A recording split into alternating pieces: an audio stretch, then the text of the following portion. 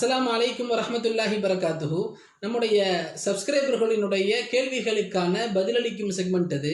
மரியம் பானு என்ற சகோதரி கேட்டிருக்கிறாங்க, சலாத்துல் நாரியாவை ஓதும் பொழுது ஒரே தேவைக்காக வேண்டி ஓதலாமா அல்லது பல தேவைக்காக வேண்டியும் ஓதலாமா? அதாவது சலாத்து நாரியா பற்றி நம்ம ஒரு வீடியோ போட்டிருக்கிறோம். 4444 தடவை சலாத்து நாரியா ஓதுனா அதனுடைய பலன்கள் என்னென்னு சொல்லி வீடியோ போட்டிருக்கிறோம்.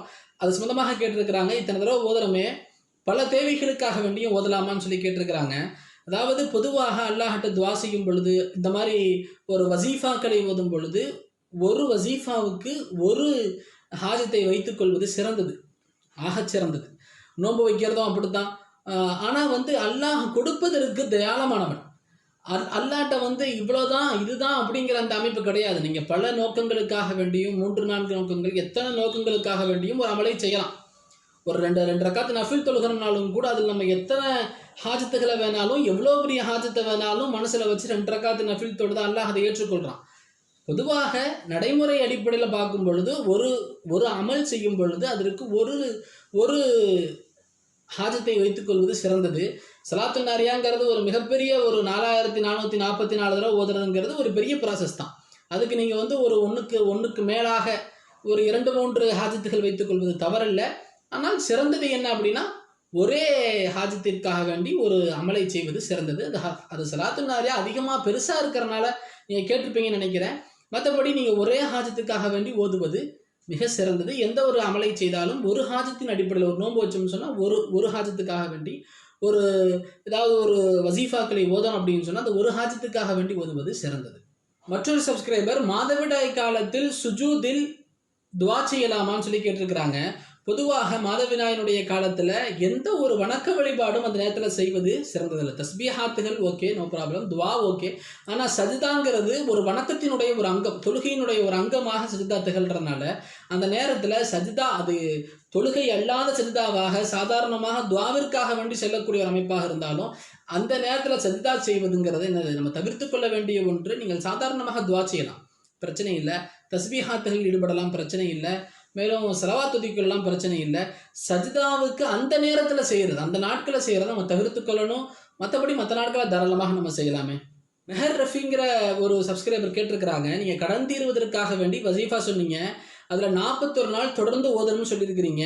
ஒரு நாள் விட்டால் கூட அதிலிருந்து 41 நாள் கணக்காகுமா? தொழ முடியாத காலத்தினுடைய சூழ்நிலை என்ன செய்கிறது அப்படின்னு சொல்லி கேட்டிருக்கிறாங்க. இதில் 2 கேள்வி இருக்குது. முதலாவது, ஒரு நாள் விட்டால் கூட அதிலிருந்து, அதாவது தங்கடம் இல்லாமல் ஒரு நாள் விட்டு விட்டால் அந்த சமயத்தில் நீங்கள் அதிலிருந்து 41 நாள் கணக்கு வச்சுக்கோங்க. இதுக்குள்ளேயே அல்லாஹ் சுப்ஹானஹு வ தஆலா உங்களுடைய கடனை எல்லாம் நிச்சயமாக இன்ஷா அல்லாஹ் அடைச்சிருவான். அந்த அளவிற்கு அது நல்ல ஒரு வசீஃபா அது. ஆனால் தொழ முடியாத காலங்கள் இருக்குது, பெண்களுக்கு உண்டான அந்த தொழக்கூடாத நேரங்கள் இருக்கும் பொழுது அதில் நீங்கள் அந்த நாட்களில் நீங்கள் என்ன செய்து கொள்ளலாம், அந்த நாட்களில் விட்டுட்டு, இப்போ உதாரணத்துக்கு ஒரு 20 நாள் ஓதிருக்கீங்க அப்படின்னு சொன்னால் நீங்கள் அந்த நாட்களை விட்டுட்டு அடுத்து ஓதுற நாள் 21வது நாளாக நீங்கள் அதை கணக்கு வச்சுக்கலாம். ஏன்னா அது இஸ்லாமிய அடிப்படையில் அது ஒரு ஜாயிஸான தங்கடம். அப்போ அதை விட்ட கணக்காகாது, தொடர்ந்து நீங்கள் அப்படியே ஓதலாம். இல்லை அது அல்லாமல் நம்மளாக நம்முடைய கவனக்குறைவுனால விட்டோம் அப்படின்னு சொன்னால் அதுலேருந்து 41 நாள் கணக்கு வச்சுக்கோங்க. நம்மளுக்கு தேவை அந்த வசீஃபாவை ஓதி அல்லாஹ் விடத்தில் பெறுவது தானே. அந்த வசீஃபாவை ஓதுறதுக்கு அல்லாஹ் நம்மளுக்கு பாக்கியத்தை கொடுக்குறானே, அது மிகப்பெரிய விஷயம்.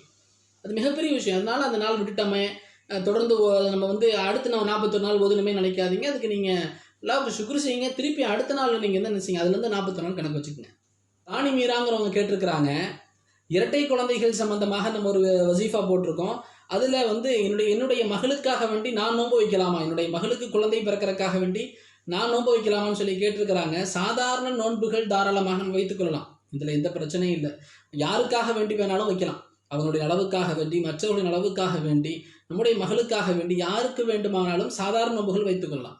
அந்த வீடியோவில் நான் சொல்லியிருப்பேன், அந்த நோன்பு, அந்த குறிப்பிட்ட அந்த தொடர்ந்து 12 நாட்கள் வைக்கக்கூடிய அந்த நோன்பு இருக்குல்லவா, அந்த நோன்புகள் அந்த தாய்மார்கள் வைக்க வேண்டியது. அவங்க யார் உரித்தானவங்களோ அவங்க வைக்க வேண்டிய நோன்பாக தான் அது கிதாபுகளில் இருக்குது. எனவே மற்ற நோன்புகளை தாராளமாக வைக்கலாம். அவங்களுக்கு குழந்தை செல்வம் கிடைக்கிறதுக்காக வேண்டி இந்த மாதிரி நீ குர்ரா அல்லான்னு சொல்லி சாதாரண நோன்புகளை தாராளமாக என்ன செய்யலாம், ஒருவர் மற்றவர்களுக்காண்டி வைத்துக்கொள்ளலாம்.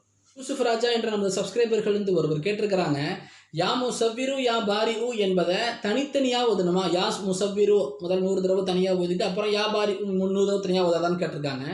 அல்லது ரெண்டையும் சேர்த்து ஓதணுமா? ரெண்டையும் சேர்த்து ஓதணும். யா முசவ்விரு யா பாரி ஓ, இதெல்லாம் 100 முறை தொடர்ந்து ஓதணும். அப்படி ஓதி வந்தால் அந்த வசீஃபாவை நாம் அடைந்து கொள்ளலாம். இப்படியாக நமது சப்ஸ்கிரைபர்களுக்காக வேண்டி அவர்களுடைய கேள்விகளுக்கான பதில் சொல்லக்கூடிய ஒரு செக்மெண்ட்டை நம்ம தொடங்கி இருக்கிறோம். தாங்க நமது கமெண்ட் பாக்ஸில் தாராளமாக உங்களுடைய இஸ்லாமிய சந்தேகங்களை கேளுங்க. இன்ஷா அல்லாஹ் வரக்கூடிய நாட்களில் நிச்சயமாக அதனுடைய பதில்கள் கூறப்படும்.